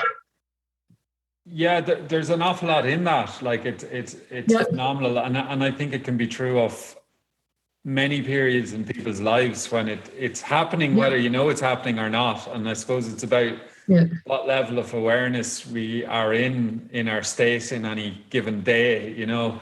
But the fact is that to provide a scaffolding, perhaps, or some sort of a mechanism to hold you together, but not just hold you together, to unleash a power in you that was there, but maybe Yeah, I'd say that's true. You know, I'd say that's true because I knew when I started writing, I knew people who'd been writing, probably much better writers than me, to be honest. But, you know, I'm like struggling to get poems published and everything. But like, I nearly had books out as quick as I was writing them at the time. You know what I mean? There was something very urgent about what was happening, and it was happening very, very easily for me for some reason. Not necessarily the writing, but just in terms of that. So that why that was the case, I don't know. But again, I think it must have been something about the zeitgeist thing in a way, you know. 100%. You know, whether it be abuse or a wider context of power and abuse of power or misuse of power, unable to find our own sense of self-expression, ideas of our own identity. So it's all there. Like it's massive stuff, and in many ways it's very Irish, but then it's also global as well. So, and then you're bringing in the political into it as well, like a political power linked to the self power. I don't know. Was that a? Well, I'd say that was the. So I suppose the kind of political interest or the political power, or that was, you know, whether it's power or not, it's only that was pre-existing to the poetry, and that probably did give me access to other spheres, because you know, I had something to say at the time. I didn't know what it was I had to say, but I really had something to say. And I think that's the difference. Like in a way, if somebody has something to say and it's urgent, that gives an energy and a power to what they're saying. It doesn't mean that what they're saying is right or like that the world needs it or anything like that, but it certainly gave a momentum. And I think that probably gave a bit of a momentum.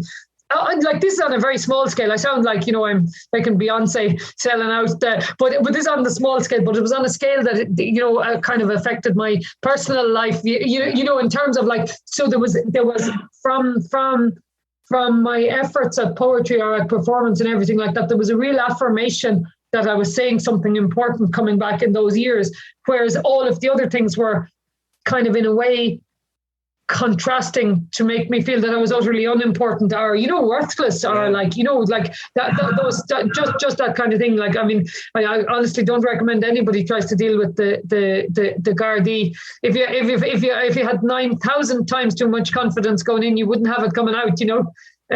So just so I think there was a lot of things happening that were very diminishing of the self, and I think that was all self-affirming at the same time. And I think I'm very lucky that those two things happened at the same time, you know. And like, if you remember, I think the start of that process was when you and I started working together a bit in SpunOut and that. And I think both of us were probably in pretty chaotic circumstances for part of that time, but it was like, you know, it was a strange time, as well as it being a strange personal time. It was also a strange time. Like, do you remember the day they put us into the IMF program? We were both in the offices in Galway. That we were both working in the same office. Do you remember? And we were going, "Oh my God, I can't believe this is happening!" Like, I remember they put us in the program. Just like being caught out for like dodgy memory here again. No, yeah, but you remember? So we were in the offices on Flood Street or Key Street or wherever it was, and it was because I remember you coming in because and I think you were probably looking for me just because of the kind of slightly shared political background. When you said I think you maybe are talking about one of the funders of SpunOut, was it? No, God, no. What I'm talking about the austerity package when Ireland was signed up to Ireland. I was like, when they put you and I into the IMF program. No. So we were working in the SpunOut offices. Oh yeah, absolutely. I remember that. Yeah. And it was just like, I think that probably just from the anti-globalization movement and everything, we knew all about IMF programs, and we were going, and now it's us, like, this is where we are, And in some ways, thanks to the likes of the Zapatistas and so on. I guess at some point you start to kind of connect the dots, don't you? I just want to touch briefly back, if it's possible, on the comment in relation to the Gardaí and sort of essentially what maybe just in case anyone was kind of curious about that, I suppose there is a wider knowledge around people's experiences of reporting to, abuses and how they're treated or mistreated, and how basically these processes, the need for fundamental reform basically, that's a clunky effort at trying to get at. So I think that I think they've made efforts. I think they've made efforts since, but so I would say like the whole right. So I'm talking about systems really rather than individuals. Yeah. But the system is set up, like almost every system we have in Ireland is set up to try first of all to make you go away. And if you don't go away, then they might deal with you. So that's whether you need social welfare, that's whether you need anything. Is the first thing that seems to happen is they try their damnedest to tell you why you're not the person that needs this thing or why you're not entitled to it. So it's only if you persist, you only kind of get, so services that you know that you should be kind of entitled to, it's only if you persist. You need a certain get them. And one of this. Sorry. And so like, sorry, go ahead. No, we had a little gap in our audio feed there, so we'll just you pick it up there, Sarah. It's all good. So whereas I suppose in a way I might have been suffering from confirmation bias, because like as a kind of middle class person, the first time that I really realized that there was an issue with the Gardaí and that there was an issue, with policing was Rossport, because I basically watched them beat pensioners and country people off the streets, people with no criminal records, no history of causing trouble, nothing, absolutely nothing, that all it required was for them to disagree with the project, for them to be beaten by the forces of the state, and so I had all these preconceptions going in to meet them around this, but like I also had this idea, before the Shell to Sea stuff, I also had this idea really that like the friendly unarmed police would be kind of on your side, and so that's the pure, that's a pure luxury of a middle class background, because there's lots of people who grow up in Ireland without even the space and time to have that misconception, you know what I mean? But so like even people I was involved with, they were saying, oh, you might find them different, about something like this, you'll find them different and this, that and the other. But they were awful. They were absolutely fucking awful, right? And that's about all I could say. They didn't bother investigating. Every time I went in, they'd tell me like, oh, we meant to get back to you, but it's just that we were very busy, or they'd be saying there was an awful suicide now there today. So no matter what you did, it was like your case was the bottom of, it was the least important thing. It was as if like, sure, it was all those years ago, why would you be bringing it now? And it was if like, as in you were causing them extreme trouble to have to do this thing. So you'd go like, you would have thought like, if you listen to the media, you'd think like, oh my God, they're going to be really concerned like about child abuse or the possibility of that somebody could be still a risk to children. And in fact, the exact opposite was the case. They gave it to people who weren't trained, and they'd go, they do things that were going to be really traumatic, like saying, okay, we're going to take you out and drive you around to the sites where it happened.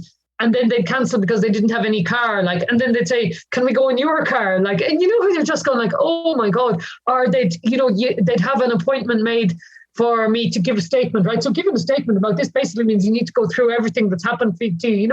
When I eventually did it, I ended up doing it 2.5 times because they messed up twice. So I ended up doing this like kind of really re-traumatizing experience, which the first time took the best part of 24 hours. Like we were 18 hours in the police station doing the statement, but like two of the days they had scheduled for that, they cancelled it at the last minute. And when you're going like, oh my, just going, oh no, you don't have to do it now, then like just really, really bad, unprofessional behavior. Now I had some advantages, and like that's, you know, I don't mean to keep going on about class, but kind of class and confidence and the right accent. And like, in a way, you know, you have some advantages with the guards if you're a good victim. And, you know, to a certain extent, other than the fact that they found me a bit odd, I was a good victim. You know what I mean? Is in terms of like, you know, I didn't have addiction problems. You know, I didn't have like, you know, I didn't have tattoos on my neck. I looked like someone that they could go to court with to prosecute someone. And you're also able to self-advocate. Like you are an advocate. Yeah, exactly. I was able to self-advocate. I'd done community development and law and second masters at that stage. You know, when you're going, I was able to go in and go, no, I don't deserve to be treated like this, you know.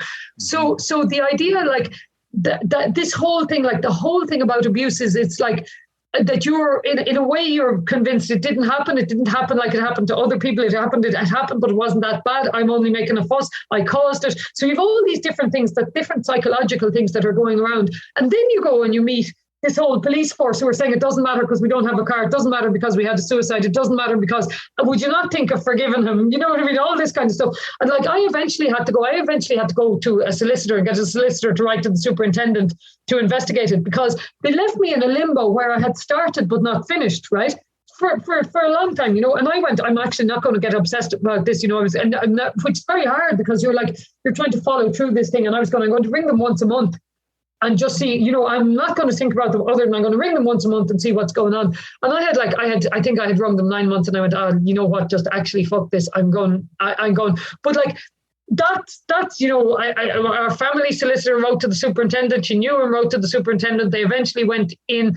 Then like, you know, they eventually got someone to investigate it. They started all over again. They interviewed your man. Like, they still really and truly kept trying to talk me out of it. You know, they were saying, you know, he's very unwell now. And you know, when you're going, he's in gone. I'll tell you what I know is, and I know he's an enormous fraud and a liar.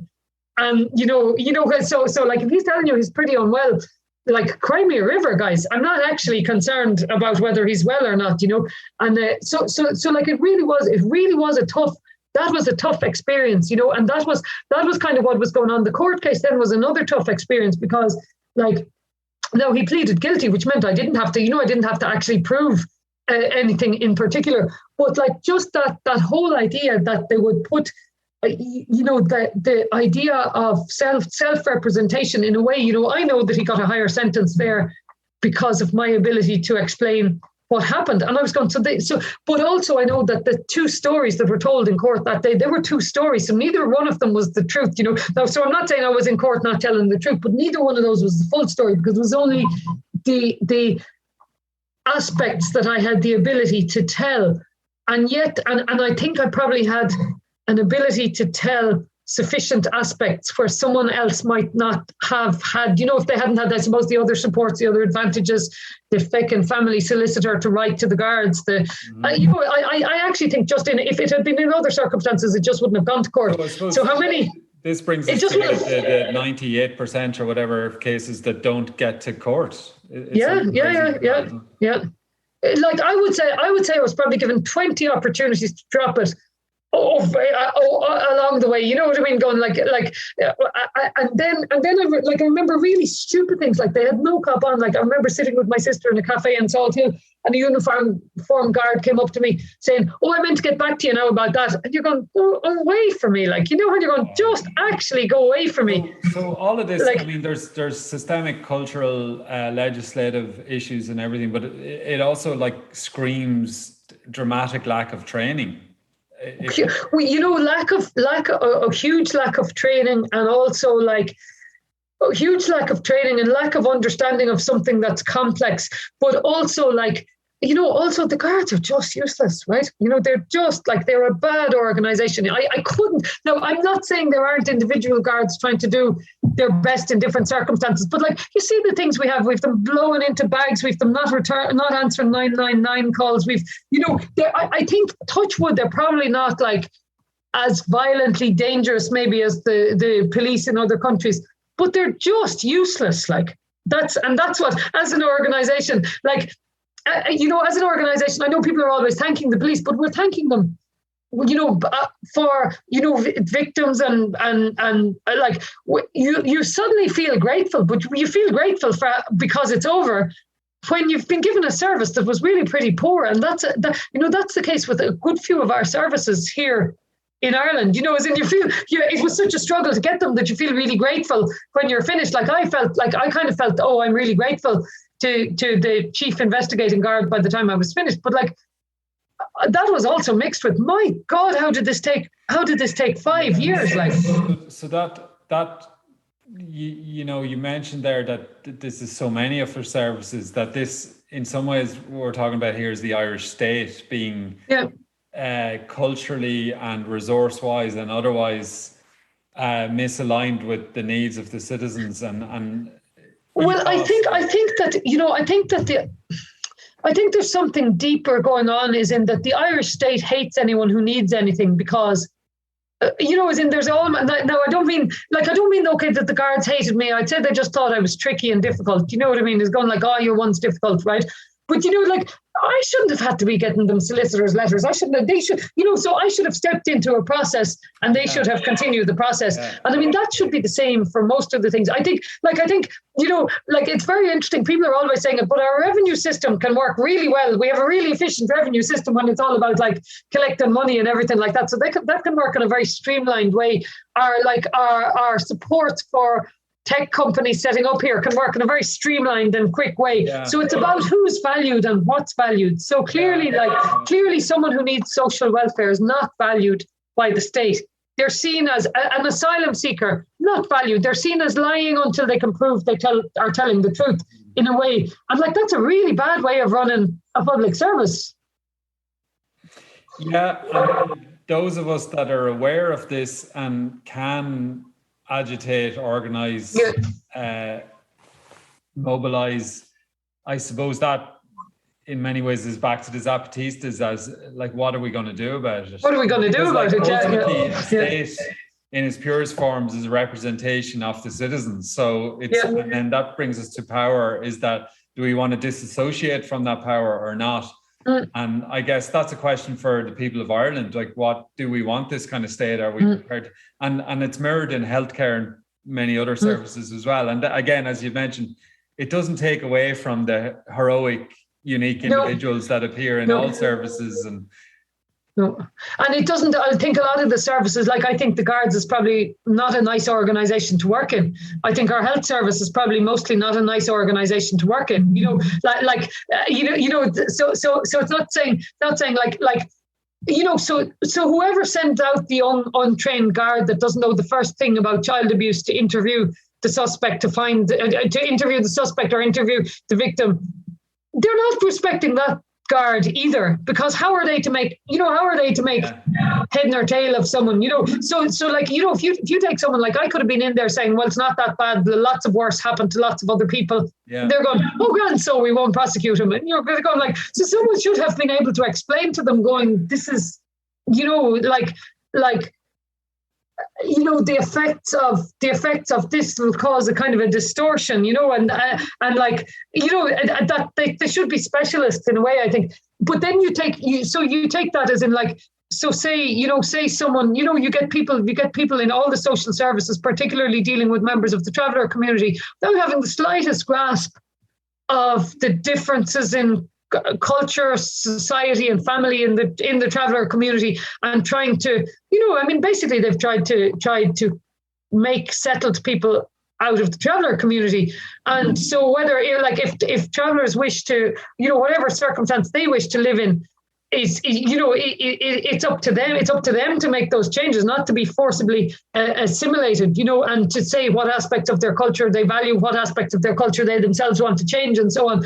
But yet they meet an absolute crash when they meet our social services, because there's an inability for people to comprehend each other, and nothing is invested in trying to help. So nothing is invested in the Guards trying to really, that I can see in them trying to become, have specialist skills in these areas. Nothing is invested in, say, our housing services. really to go, let's get a really deep understanding of what the traveller community needs from us as housing providers, So it's like it's as if people should be ashamed of themselves for needing anything, Yeah.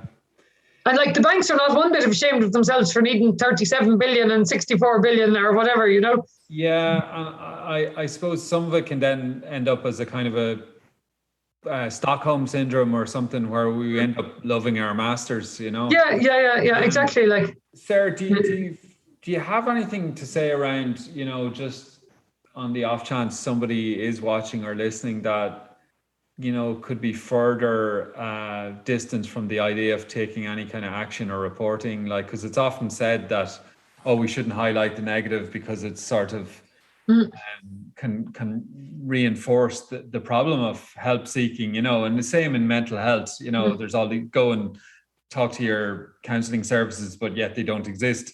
Like, I mean, I suppose you're painting what was your experience, and then you did suggest that perhaps things are changing somewhat. But I mean, I can't put words in your mouth, but I'm assuming that at some level I don't know. Yeah, I'm not going to put words in your mouth, but certainly not on this issue. I actually have to say to someone that, if it, it depends on your circumstance, it depends on what you need to do, it depends on if other people are at risk, and it depends on how robust you are. Like, okay, so I'd say in the long run, am I glad I did it? Glad is obviously the wrong word, but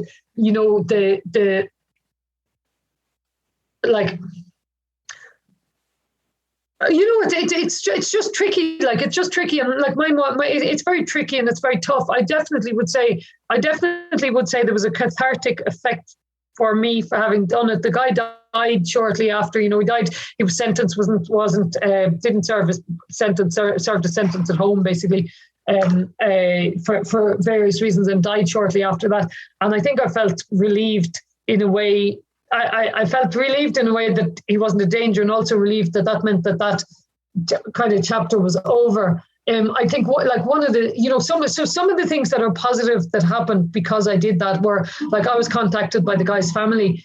I was contacted. No, I didn't want it to happen, but they wanted to meet up with me because they wanted to talk about it, and they wanted to say, but they basically were saying, he actually abused us as well, and like, no, it wasn't in the same form, but they were saying, he had been a bullying, controlling presence in their life, and it was only through me, this having become public, that they were then acknowledging that in their family. So maybe, I think, but like, there's way bigger questions around it, like, as in the criminal justice system there, it is like, what would have been served by him sitting for 5 years in prison? What definitely would have been served is maybe if it had happened to other people and they saw the consequences, they saw that he had faced consequences, and that they understood in a way that I didn't understand when I was young, maybe, that what he did was wrong, that I wasn't culpable for it in any way, that wasn't, as in that it was something that shouldn't have happened to me. So I think that from that point of view, as in, I feel better about myself for having done it. But, it cost me a lot of years of my life. Like, I know I had other things going on, but it cost me a lot of years of my life.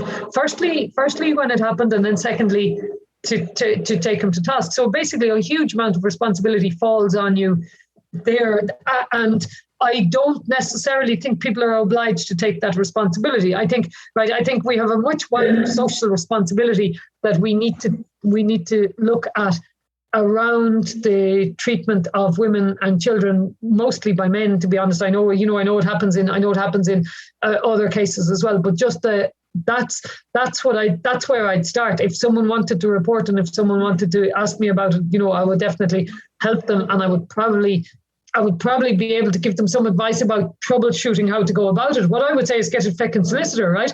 And you're not allowed to have a solicitor with you or anything like that, but just you have one, and you have them. You decide what it is you want to do. You decide how you want to go about it, and then just stick with it, because just that having, like, it's very hard to advocate for yourself while you're also describing how vulnerable you were, how easily manipulated you were, how, all these different things. So you're in two. So you're also trying to go, no, you absolutely have to believe me. You have to do what I'm saying. I need you to do this, whilst you're also saying, and I didn't know this, and I didn't understand this, and I didn't. So you have a mixture of, you have a mixture of two different things going on. So you're explaining yourself as someone who is childlike and vulnerable, and then whilst you're also having to advocate strongly and powerfully. So you're actually being two different people, which is not helpful. Like, it's not helpful, especially if you're going through the process to try and be one person rather than fragmented, Yeah. I'd find it hard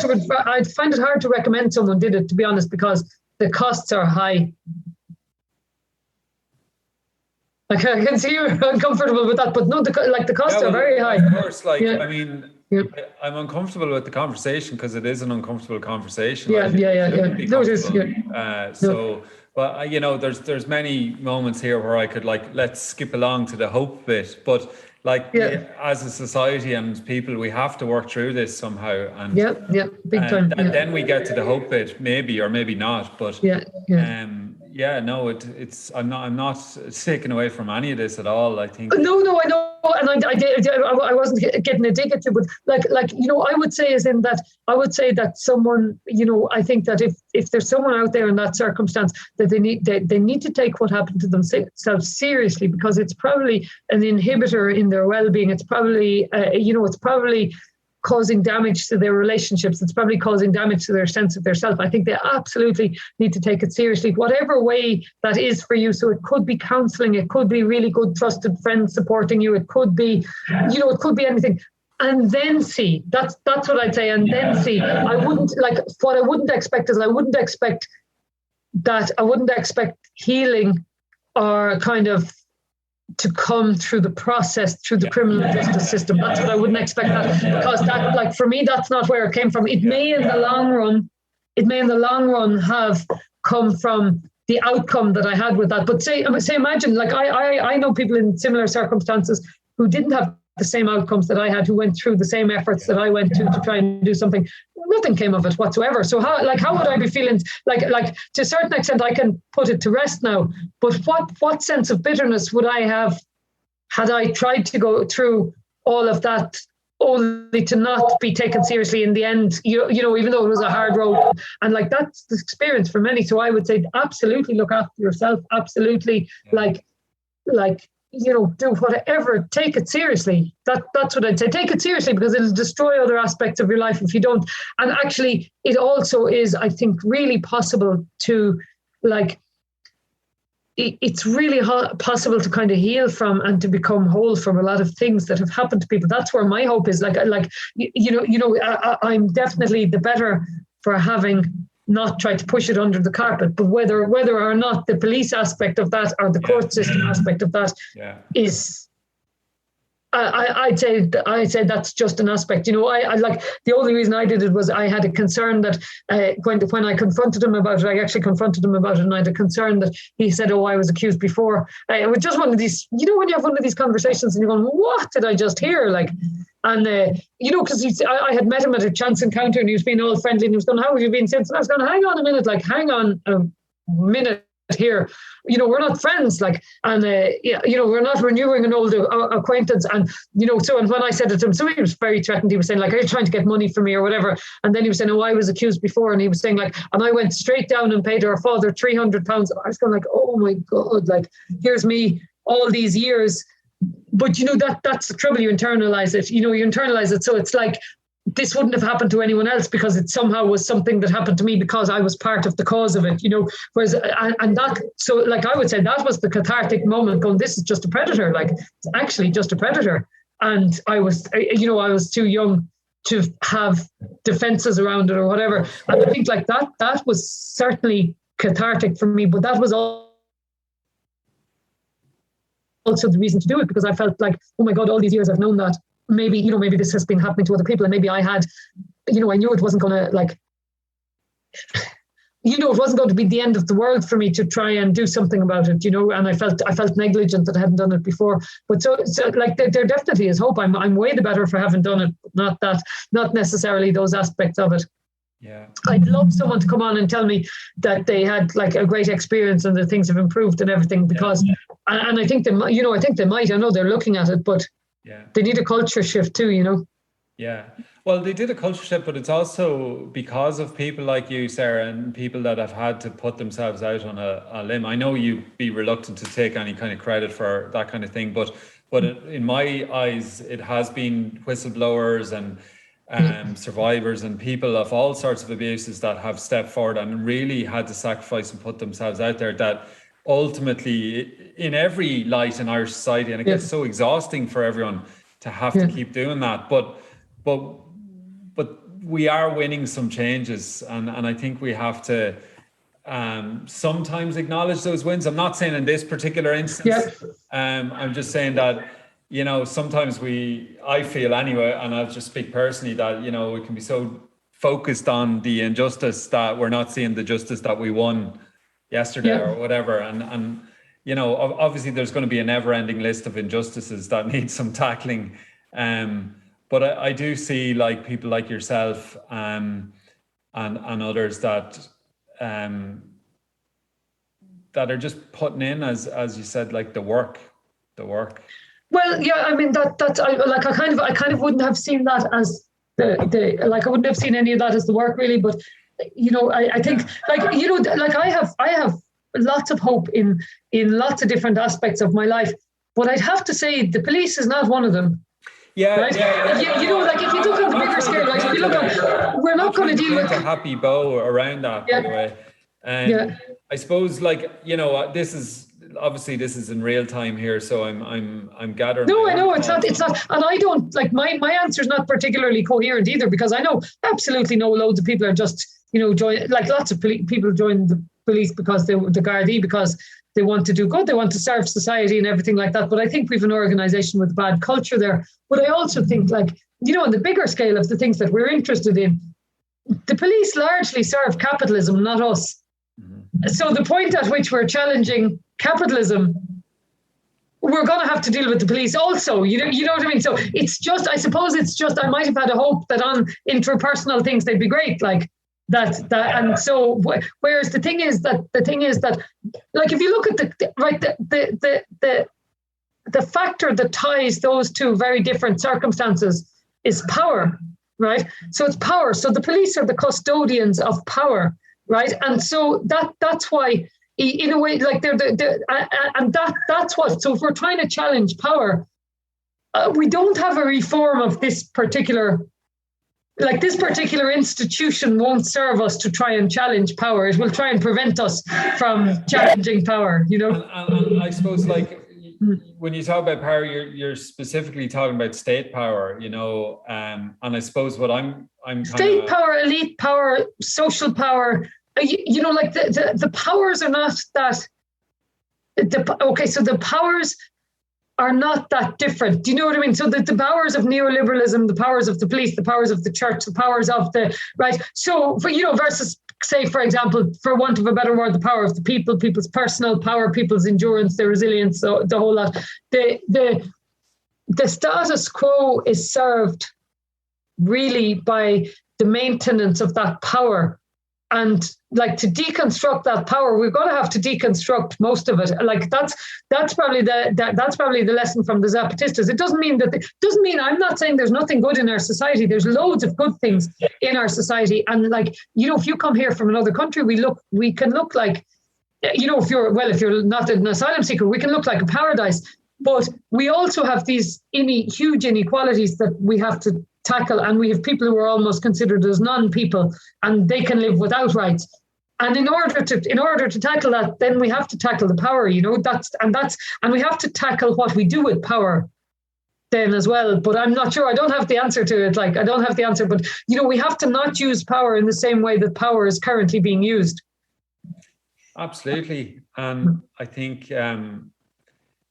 As a lot of your day-to-day work is about collectivizing community power and realizing and using that the power that we do have and often is untapped or unharnessed because we don't actually, or we've been taught to believe that we don't have it and it's sitting in front of us. Yeah. Do you have any I'm conscious we could be here for another few days talking, because we've hit into some very big stuff. I know. We didn't really mean to. We could do another one about poetry, maybe. Well, it was always going to happen, Sarah. Yeah. Well, you know that like they're all interconnected. They're all. I suppose, and they're all kind of like. Particularly for me, is in they're all interconnected for me. So it's like, I'd have to give you I'd have to almost give you an untrue answer to answer one without the other in a way, if you know what I mean. I hear that 100%. Well, speaking of the poetry, do you have any poems to hand or in your mind that might speak to some part of what we've discussed, or any part? It depends on whether you want to end on like a positive, hopeful note, or like it depends. It depends. You can edit out this bit. So you're the boss in this scenario, so I'm not demanding hope, but I'm not a great fan of enforced hope. I think hope has to be No, I know, but you see the trouble is you can definitely delete this, but like the trouble is that I'm quite a hopeful person. I'm not going to delete it now that you said that. Whatever it is. Like I'm quite a hopeful person, and I'm quite cheerful and optimistic. I know I'm irritable, but like I'm quite cheerful and optimistic. But at the same time, that kind of seems to let me sit with like dark topics more easily maybe than another person would find them. I sound like I'm depressing everyone in the world, whereas I'm not depressed. Joanna Macy, who I've read a quite amount of her work, she's a sort of an eco-Buddhist philosopher activist, and she talks a lot about, particularly from an ecological perspective, that ultimately in order to find a hope, particularly for ecology, that you really need to sit with despair first. You need to get comfortable in despair, which is obviously not something most of us will go running to do. No. But it's all an ecosystem that is almost the one that the despair has to be attended to. Yeah. I think so where does that leave us? So I think it's not so much, like I don't go around. I have spent very few days in my life despairing, thankfully, which is great. So it doesn't mean I have this great white hope for the future, but it does mean, as in I notice it just even in my like relationships, as in I can be talking about something that's very serious, where it's not bringing me down, but it could be bringing down the person that's listening to me, and I think that's something that I have to be conscious of, because I could be maybe intellectualizing it more than actually feeling it. And I think that maybe sometimes other people are feeling it, and that's something that I need to be conscious of. So that's why your podcast is probably not as dark feeling to me as it is to you.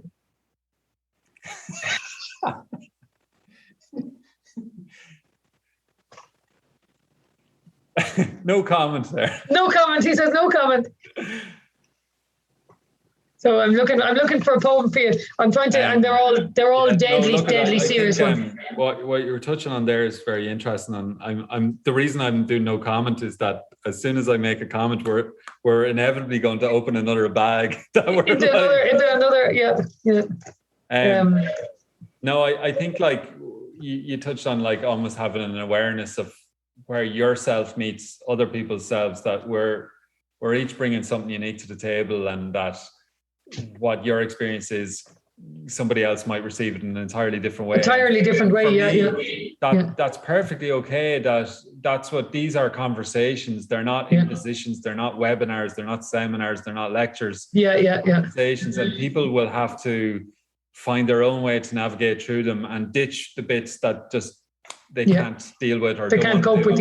Don't agree with, all of that.